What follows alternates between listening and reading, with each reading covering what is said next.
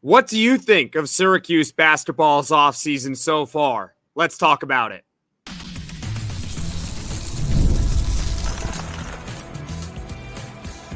You are Locked On Syracuse, your daily podcast on the Syracuse Orange.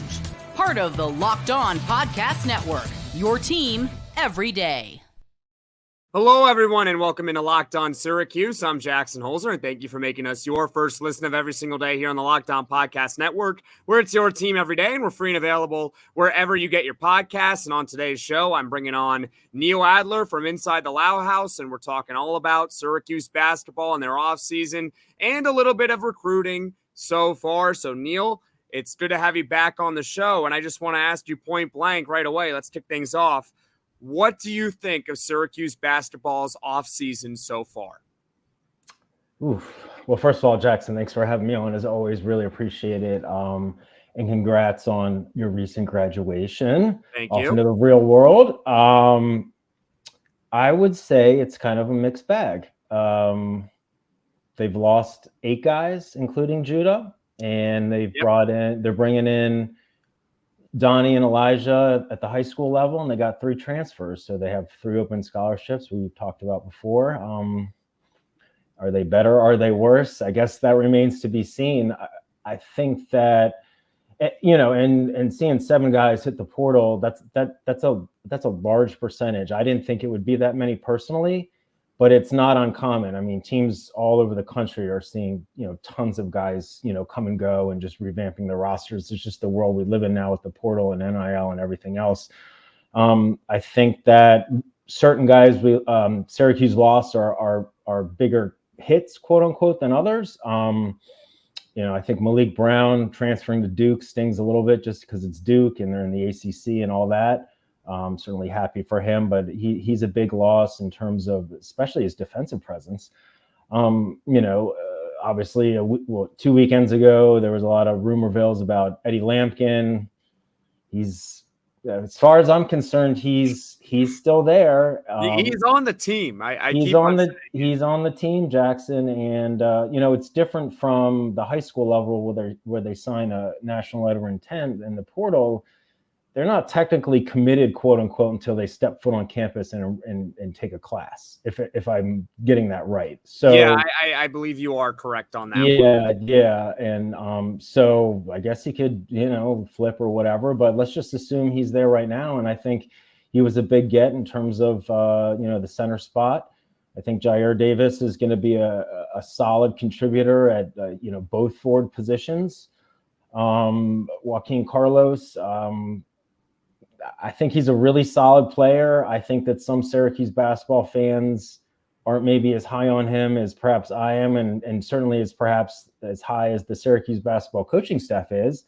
And I know they went after some other guys, a few and others, and it looks like right now he could be the starting point guard, and he's a pass first point guard that can score. I mean, as I had an article out a while back, he scored 90 points twice in high school in 2 different games. Now that's high school, and he did average 10 points a game last year. Yeah, so he can score. I don't think he's necessarily going to be one of their Syracuse's 1 or 2 leading scorers. I think you've got other guys like Bell, et cetera, that might score more. I think for me, the big question marks are, is Chance Westry going to be fully healthy, and is he going to be at the level that we're all hoping he will be based on where he was in high school and just kind of his talent and potential? And then also for me, it's, even though we assume Eddie Lampkin is going to be the starting center, I don't necessarily expect him to have 35 minutes a game. So is Naheem McLeod healthy, and can he be a serviceable backup? And then you got, I think, nice pieces. I think J.J. Starling's going to have a good year. Again, I think Westy could be really, really good. The 2 freshmen, Donnie, Freeman, Elijah Moore, we know what they can do at the high school level. I would say, if I had to rate it, I'd say that, I don't know. It's tough. It's part of it is a numbers game. You bring in 5 and you lose. Yeah, it's still early. Yeah, it's still early. And I know you've talked about this on your wonderful podcast.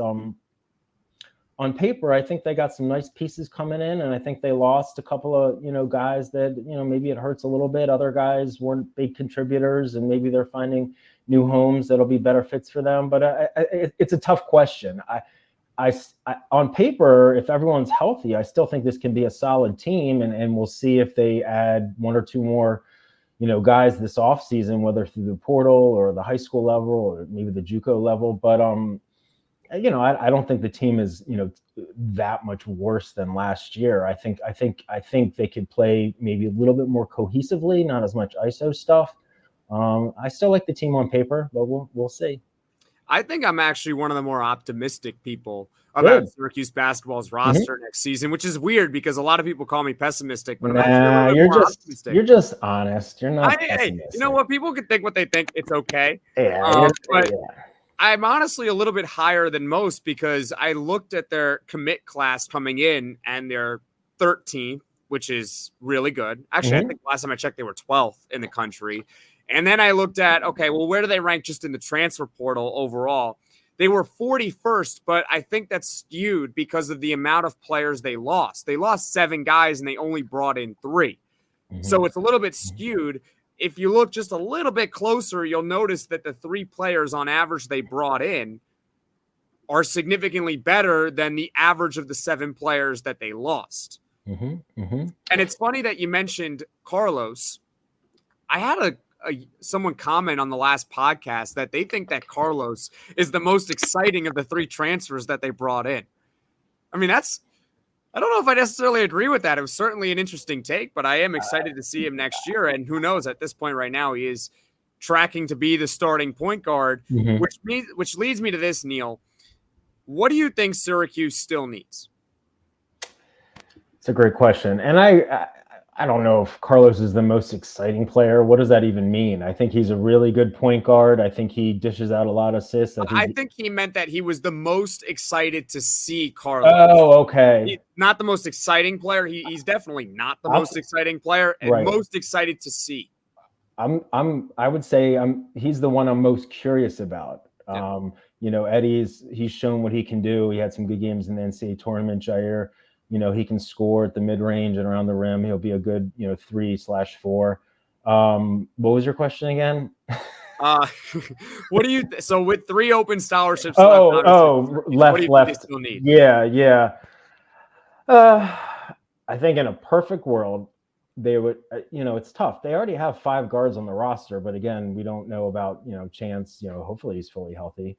So some people would say, add another point guard. Well, with 5 guards already on the roster, including, an incoming freshman who's a really good shooter from long range and multiple guys that are going to be upperclassmen, what kind of prospect are you going to bring in unless it's someone that's, from the high school level or like a transfer that's like a freshman and isn't expecting to get really any run, next year. And unless, of course, there's, knock on wood injuries. But yeah, some folks say point guard. I would say definitely a big man. Right now they've got 2 centers, one of which played only a little less than half of last year before getting injured. That's Naheem. And then they've got 3 forwards, Chris Bell, who's more of a small forward, 3-point specialist.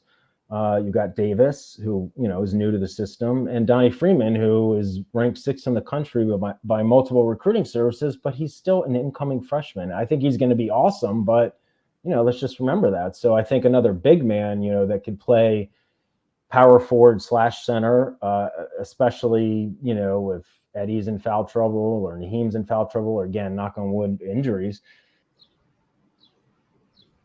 Passion, drive, and patience, the formula for winning championships, is also what keeps your ride or die alive. eBay Motors has everything you need to maintain your vehicle and level it up to peak performance. Superchargers, roof racks, exhaust kits, LED headlights, and more. Whether you're into speed, power, or style, eBay Motors has got you covered. With over 122 million parts for your number one ride or die, you'll always find exactly what you're looking for. And with eBay Guaranteed Fit, your part is guaranteed to fit your ride every time or your money back.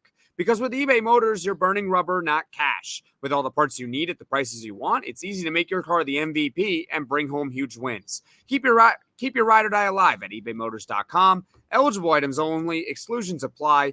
eBay Guaranteed Fit. Only available to U.S. customers. Are you watching Fox Sports or ESPN on your TV all day? Have to turn down the volume with all that shouting? Make the switch to Locked On Sports today, a free 24/7 sports streaming channel program for you every day to bring you the biggest stories without all the screaming. Locked On Sports Today brings you can't-miss analysis, opinions, and news, streaming 24/7 on YouTube or the free Amazon Fire TV channels app. Part of the Locked On Podcast Network, your team every day. And then, I guess maybe a three-point specialist out on the wing. Chris was one of the best shooters from long range in the ACC. He's a little streaky, but he's a good shooter. Elijah's dropped 67 points in his final high school game, but he's an incoming freshman, so let's see. But beyond those two, who are going to be the main three-point shooters? Is it going to be Donnie Freeman? Is Starling going to continue to improve from long range? Westry wasn't really known, even in high school when he was a top 40 national prospect. He wasn't known as a three-point shooter. He gets to the rim. He's dynamic. And at Auburn, he was 0 for 14. Yeah, and what it's worth. 0 for right. 4 is not a big sample, but 0 for 14. No, that's just not. I mean, we'll see. Maybe that'll improve, but that's just not his game. Kyle Cuff can hit. He can hit some too. We'll see how much run he gets. But yeah, I would say another point guard, if you can find a young one that is willing to not, have an expectation of playing a lot, but just, for depth, and then a three-point specialist out on the wing and a big man in a perfect world. And as I said to you, before we came online, I don't think that Syracuse needs 13 scholarship players, and I don't think they're going to necessarily end up with 13, but 10, it's a little dicey. If guys get in foul trouble, look at the injuries last year. Obviously Chance and Naheem and other guys spot here and there, or obviously Benny had other, things beyond injuries. But so I would like to see 11 or 12 guys on the roster. I 100% agree with you. I think I have said that Syracuse does need a big man, but I am one of those I'm not stressing too much about it, because it's one of those things where it's like you're looking for an insurance piece. You're looking for a depth option. You're not looking for any sort of superstar whatsoever. Someone said to me, you're looking for someone to play the Munir Hema, Peter Carey role. And they're not wrong. I mean, you have Eddie Lampkin and Naheem McLeod, and most of the quality centers in the portal are gone. Yep. And you're not, even if they are available, you're not going to convince a quality center to come to Syracuse now with who they already have. So you're just looking for someone who depth. Someone goes down with an injury. Can they play 5 minutes every couple of games? Like, that's really what you're looking for. Yeah, that's why I got to say, Jackson, I was a little, some of the centers or big men that moved on, I wasn't a huge surprise, but that's why I was a little bummed about William Patterson, because he was definitely a longer term play. He obviously wasn't super highly ranked in high school, didn't play, at all last year. He's going to redshirt, but I was hoping, okay, maybe he can be the third center, learn from these other guys. Naheem is a rising senior. Eddie, this is his last year of college. And, and he provides depth. He's been in the system for a year. I was a little surprised. He was one of the ones I was more surprised entering the portal. Now, I don't have inside intel about stuff between him and the coaching staff, but I was surprised by that. And I was now I have seen a lot of stuff, or some stuff, in chat rooms, stuff I'm sure you see as well about, could he return? I guess he could. I mean, I've suggested it because he is still available, and I don't know where he would be looking to go. He would have to probably downgrade significantly in terms of stature. Right. I mean, we don't really know, so it's all speculation as to why he left, but it looked like he was going to be the third string center. Yeah, I would agree, especially, when Carey leaves, when Hema leaves, he's going to Howard in DC. And I was a little surprised by that. So, I know that guy, the 2024 guy from Florida, he visited a couple weeks ago. But I haven't been talking about that high school recruit, correct? Yeah. And I'm blanking on his name right now, I'm just getting old. But he visited. You know what? I'm blanking on his name too, but I do recall it. They did bring in a third, some 2024 center, and I was like, yeah, that would be good if you can get him. Like that's kind of what you need. Yeah, and I had, the visit was confirmed, and I actually traded texts with his high school coach a couple of times. And he said the visit went well and he likes Cuse, but I haven't been given any indication. I haven't seen it from other, like some, obviously guys that are more plugged into me that he's been offered. So I don't know what the latest is with that. So we'll see. I think, Neil, also I listened to an interview. Mike McAllister was on Orange Nation, and I did hear him something say very interesting. Mm-hmm. You say that they have 5 guards, and we know that they have 5 guards on the roster, but it seems like, at least from what Mike McAllister was saying, that Syracuse right now is prioritizing bringing in another guard. That's what he was saying. And you kind of like connect the dots with it, like Kadari Richmond became available, and they really did go after him. I know. They were just like, he was a former Syracuse guy. Like, no, they really did. And there's plenty of other players that are still good in the portal that are left that they could go after, but they chose Kadari Richmond. So I'm kind of like, I think there's some smoke to that they really are looking into a guard, because maybe they're not comfortable with Jaquan Carlos starting at the point guard right now. Maybe they're not. Yeah, and obviously Mike knows his stuff better than anyone. And and they definitely went after Kadari, because there was reports after he committed to Rick Pitino in St. John's that he was, Syracuse was among the options. How strong of an option that I don't know, but they definitely did. Yeah, and I agree with Mike, especially because, Chance Westry, it's interesting. He's versatile, and assuming he's healthy, he can run the point. But I also think at 6'6", he could play small forward. And Elijah Moore, I believe right now is 6'5", and he's shooting guard. Yeah, but he's a 2 guard. He's a 2 guard. I mean, I guess Williams, if he adds a couple of inches and gets to be 6'7" or 6'8", could he play out on the wing as a small forward? I mean, they're all kind of shooting guard, small forward. It's kind of interchangeable anyway. I kind of need to go back to science class now and try to figure out when people stop growing. Can you still grow at 18, 19 years old? I guess. I don't know. It's possible, but yeah.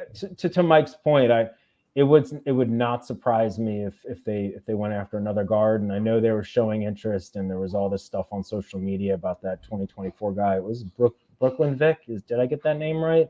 Yes, Brooklyn Vic. Remember, I remember when he fake committed. Well, I don't know. Who knows what happened with that? But I mean, I believe he really did. I don't know how that happened, but how would you remember the Brooklyn Vic tenure of Syracuse? Well, I mean, it's one of those. It's one thing for a prospect to say I'm committing, but it's another thing for the school to actually accept that commitment. And I'm not throwing shade at him at all, because Mike's even said it, and others, that they were or could still be legitimately showing interest in this young man, and he can score.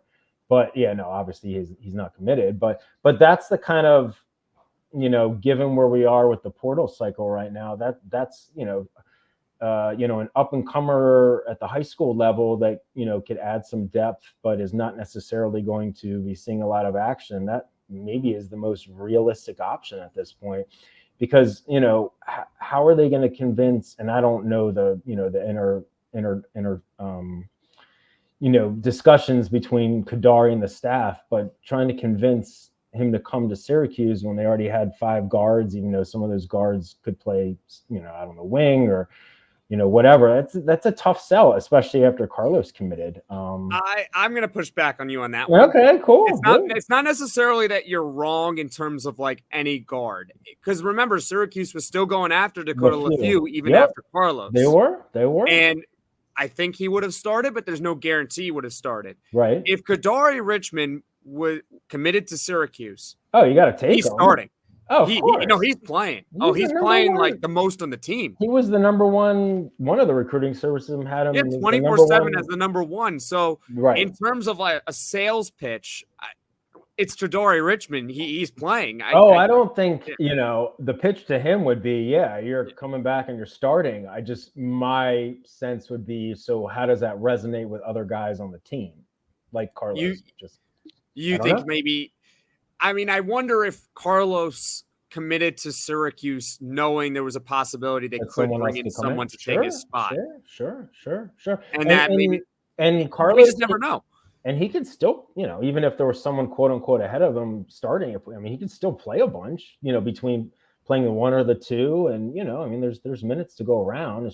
I'm just going to be fascinated, even with the roster right now, to see, let's assume it's Carlos and Starling, at the guard spots. How much is Westry going to play, assuming he's fully healthy? How much is Kyle Cuff going to play? I mean, he didn't play a lot last year, but he does have some. He's really quick, athletic guy. In limited attempts, he's shot decent from 3. I don't know how much he's going to play. How much is Elijah Moore going to play? Elijah's role, from what Jamie Shaw said on this podcast, was it was very simple how he put it. He goes, shots, you're going to play. Shoot. Yep. Elijah Moore can shoot. If he can shoot at the college level, he's going to play just like any other freshman. If you can shoot, if that's how you're built to be and you can shoot, you're going to play. But if he can't, if he's bricking everything in camp, not going to play. Yeah. I compared him maybe last week. I said, and I know it didn't work out for Justin Taylor, but his freshman season, Justin Taylor played over 17 minutes a game because he shot 39% from 3. Yeah. It was part of the reason why he had a lot of hype heading into last season. And I get it. It didn't work out and everything like that. But Elijah Moore can carve out 15 to 20 minutes a night if he's shooting 39% from 3 or even like 37%. Because another thing that you mentioned that Syracuse needs is 3-point shooting. They got Chris Bell, and that was a good get to retain. I mean, he might as well be a get because at this point, retaining your own is a get. Absolutely. Keeping him back was good. And then who else is projected to shoot at least 35% on guaranteed minutes? Yeah, that's one of my things. I mean, Donnie, Freeman, by all accounts, according to tons of analyst scouts, including Jamie Shaw, a good buddy Jamie, they say he's significantly improved his 3-point shooting. Yep. And Starling towards the end of last year was starting to shoot better from 3 and Cuff in limited minute. But, in terms of like super reliable 38, 36, 38, 40%, with volume attempts, I don't know, besides assuming Elijah plays a good amount, besides him and Bell, I'm not sure. Locked On has launched the first ever national sports 24/7 streaming channel on YouTube, and now it's also available on Amazon Fire TV in the free Fire TV channels app. Locked On Sports Today is here for you 24/7, covering the top sports stories of the day with the local experts of Locked On, plus our national shows covering every league. Find Locked On Sports Today now available on the free Fire TV channels app. And there's no guarantee that Elijah Moore does play the amount that's required or gets that volume. So I think that about covers it for this basketball offseason so far. But, in that little corner over there on today's show, it does say something about recruiting. So I wanted to get your thoughts on Kiyan Anthony being crystal balled to Syracuse. Right. Do you think, and I'm not going to be able to give an answer because I'm giving that answer on Friday, do you think that he should be Syracuse's number 1 priority recruit in 2025? I asked the good questions. Yeah, his recruitment is fascinating, and I did see that my good friend Joe Tipton put that in. He put it in at a low confidence. I will say this. A lot of Syracuse basketball fans that I interact with through Loud House think he's a lock, and he is not a lock to come to Cuse. He's not a lock. Is Syracuse the favorite or one of the handful of favorites? Of course. He's only officially visited 2 schools, one of them being Syracuse and the other one Florida State. There was multiple reports, interviews that came out after the live period this past weekend, and he's just crushing AAU right now, by the way.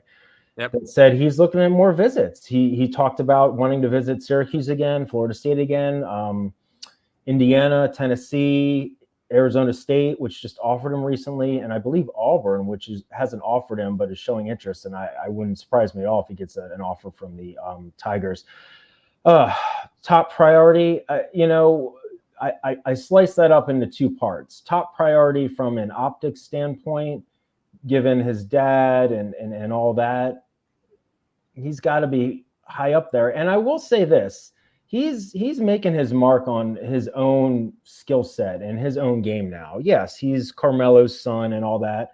He's inside the top 30 per on 3. Jamie Shaw, can speak volumes. In fact, he has on your show about Kiyan.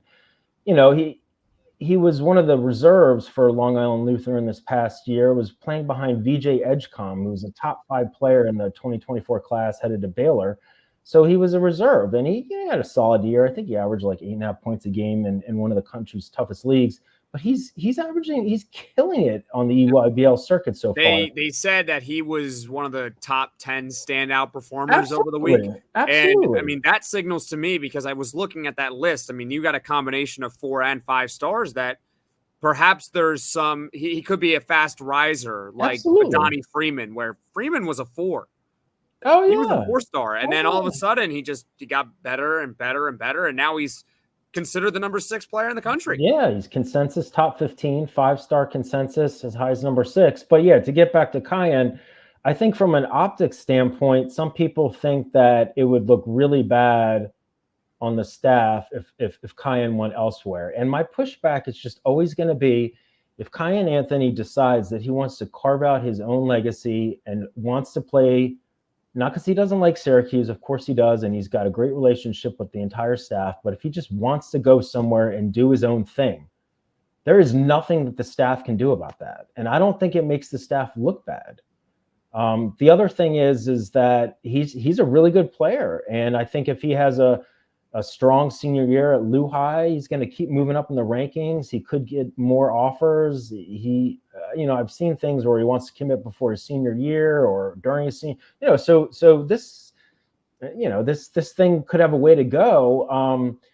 Is he the top priority? I think they've got a couple of priorities, and you've talked to Jamie and Mike and others about it. I mean, Sadiq White's a priority, and some of the newer offers, Acadian Lewis is fast becoming a priority, but Tyler Jackson, he's visited and says he talks to Autry every day. And, London Jameson, there's a bunch of guys. Yep. I mean, I think Kiyan is definitely a priority. I mean, they watched, just kind of getting back into the swinging things after being tied up with my son this weekend. But looking at various reports, I mean, Autry and the full staff pretty much, at least a couple of the coaches were on hand for at least 2 of Kiyan's games this past weekend during the live period, and Tyler Jackson's on Team Mellow as well. But yeah, he's one of their biggest priorities, absolutely. Yeah. But it's not a slam dunk, man. I'm telling you. But Joe Tipton putting that in, that bodes well. And it does. I mean, it's 90%. That's what it has. It can't be. Now. It can't. But On3's recruiting prediction machine. It factors in various things, including visits. So if he schedules some other visits coming up, that could shift a little. But yeah, I think Syracuse is the favorite right now. Sure. Cool. The way I want to give this comparison, because I thought about it during your response, is it stemmed off a comment that Kiyan said, which is that his dad is there to help him, but he's not pushing him to go to Syracuse. He's not. It signals that, hey, Kiyan is going to make his own decision on where he wants to go. You can decide if that's good or bad. It's their family's decision, really. Absolutely. I was thinking about it like the Manning bros, and they all went to different schools. Peyton Manning goes to Tennessee. Eli Manning goes to Ole Miss. Right. I know Cooper Manning went. So I forgot where Cooper Manning went. I don't remember. But everyone forgets about him because he got hurt. But he was going to be a really good receiver. Oh, yeah, he did. And then Arch Manning. He's at Texas? He's at Texas. Yeah. He's at Texas. Yeah. And I'm sure Tennessee was involved. I'm sure Ole Miss was involved. They didn't get him. Hey, it happens. Bronny James went to USC. You'd figure that Ohio State would have been among the favorites. He went to USC. I know that's still in LA, but you get the idea because LeBron is from Ohio. Yep. Anyways, Neil, before I let you go, is there anything else you'd like to add? No, I just would say in terms of Kiyan, Syracuse is going to be in this until the very end. It wouldn't surprise me if he visits Syracuse again. Let's see what other visits he has lined up. But like you said, and like Kiyan has said, and his dad has said, it's his son's decision. Kiyan has said he's keeping his options open. He loves Syracuse. He loves the staff. The opportunity to play on the Hill is very intriguing to him, but it's not a lock. But I hope he goes there. And I'm sure we'll talk about this more over, the coming months or whatever. The 2025 class will be interesting. They're in good shape with a bunch of, really strong recruits, and they've put out a bunch of new offers in the last few weeks with GMAC moving on and then the new assistant coming in. So things have kind of shifted a little bit. It'll be interesting to see how that all plays out. Yeah, I looked into Matt Gilhool because I think I had you on and we talked about his recruitment a little bit. Yeah, he opened everything back up. And then I checked that machine from On3, and it still is at about 70% in favor of Syracuse. Well, yeah. And it's one of two things. Either they just haven't updated it, or they're still very confident he's going to go to Syracuse. But again, he's saying his recruitment's wide open. So yeah, he said that because I believe he said his three, top schools at the time were Syracuse, Penn State, and Washington. And obviously Hop's not at Washington, and GMAC was his lead recruiter. Cuse moved on. Well, I mean, they could still be in the mix, but I don't think, that thing might have not been updated, and it could change once he schedules other visits. But Syracuse staff was watching at least one team final game, and he's on team final with Jerry Easter, another guy with a Cuse offer, but I don't know if Syracuse is in the mix for him either. We'll see. Gilhool's a good player. I would love for them to stay in the mix with him. Well, Neil, thank you so much for coming on. I appreciate you, Jackson. Take care, buddy. Take care.